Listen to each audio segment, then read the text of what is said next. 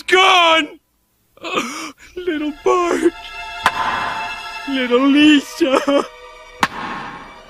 Little Marge. And the rest. Whether we like it or not, streaming is reshaping cinema. Netflix has just bought out Warner Brothers Pictures, and as strange as that sounds, I can't help but think that might actually be a good thing. Which is also weird to say because from hearing about the initial reaction to the news, it seems like the general feeling is that this is now the death of cinema. That this is perhaps the end of originality with interesting and new shows, because with Netflix buying out Warner Brothers, it's really all about owning a bunch of existing content and original IP for them now to use. It's the good old classic, milk them until they're completely dry, and no doubt they will. But for some reason, I still view this deal as being good in general for a few different reasons, but I want to go into a bit of an extended discussion / rant on the pros and cons of this because it's, I guess, another marker for the strange times that we live in when it comes to the future of cinema. Previously, I've spoken about the looming end of cinema, or rather the end of movie theaters, because there is a bunch of simple reasons why going to theaters today is simply not as relevant of a thing compared to the past, namely just the ease of watching content on streaming services, which are now even cheaper than watching just one movie at the theater, but also the ease of watching it from the comfort of your own home. It makes me feel like movies being made today are eventually going to be just catered for not the big screen, but the small silver screen you have at home. Likewise, when I heard the news that Netflix was buying out Warner Brothers, there's some interesting ways to see what this could eventually look like for the next period of movie making and TV show production. Weirdly enough, I didn't even realize Warner Brothers was being put on for sale, which also makes me wonder if they themselves are finding it tough in this current market of the broader film and television industry. But to be sold for nearly $83 billion is just a seemingly stupid amount of money that nevertheless to me still indicates there is a lot of value in this industry, or perhaps from what they've created and owned for the last century or so. Even if you think this amount of money is just so overpriced, it reminds me when I saw Disney buying out Star Wars for something like $1 billion,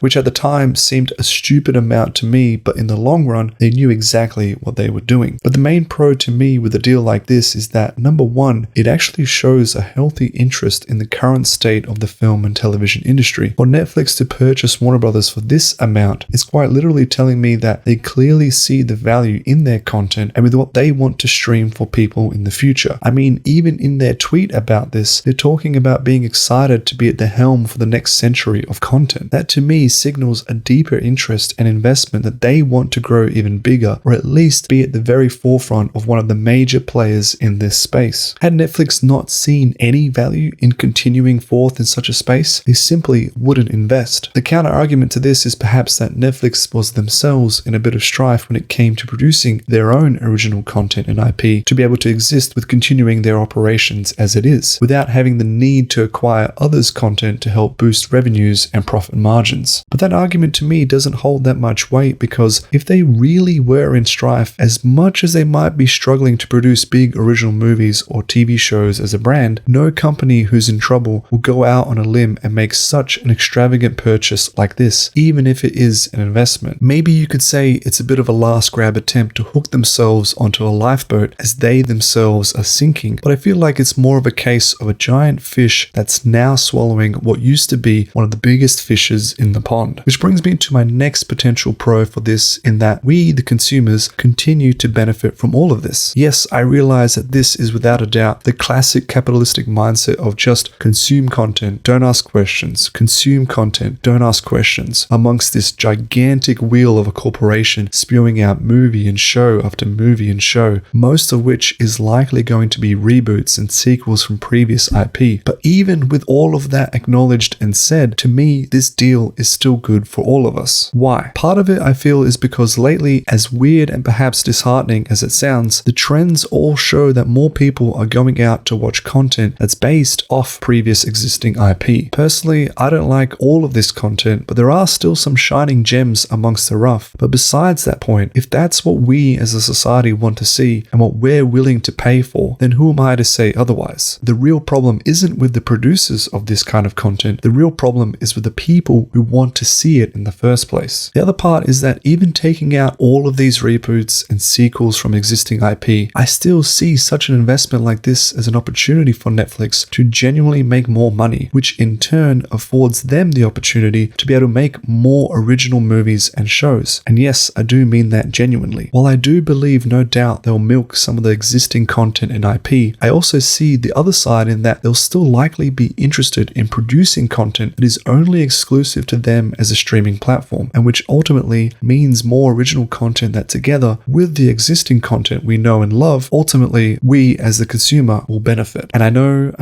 I sound like a Hollywood defense attorney at this point, but more money and more investment in any kind of industry generally means that the economy of that industry is poised for growth, and that isn't always a bad thing. It's in my eyes actually perhaps the best of things, because the alternative is that companies like Warner Brothers continue to bleed money or eventually go out of business altogether. And in a time when movie theaters are being less and less used, not to mention the advent of artificial intelligence threatening the industry altogether, the Hollywood filmmaking and TV show business is in a very precarious position as it is already. It feels like it's almost dancing on a knife's edge. So a deal like this shows some signs of life, and it's a boost of confidence to me. And finally, with how streaming services came on board to basically change the game altogether with how we receive and view content, I feel like this deal is simply just another extension of this idea of everything being consolidated and put together to make everyone's lives easier to be able to access and watch content. Now that I think about it, I wonder if this will mean that in the future, I'd have less of a need to purchase so many different streaming subscription services, because now Netflix owns HBO Max, so from two services, now I can just have one, and potentially at a rate that's even cheaper than the sum of the two combined. Giant corporations do have their flaws, from aspects like feeling impersonal to being indifferent on their broader environment, but that doesn't mean that they cannot make the overall net effect of things better, or at the very least produce something which we the consumer want or need. It doesn't mean that they are intentionally evil by design, even if it seems like that on the surface. Netflix buying out Warner Brothers is not something that has happened before. Every big company in the history of companies being a thing does it, and more often than not, it means the broader populace are better for it. But of course, with anything, only time will tell with what exactly will happen for the future of movies and television shows, and I'm very curious to see what will happen to the state of cinema in general. But perhaps this might be a sign that it will be staying around for a little bit longer.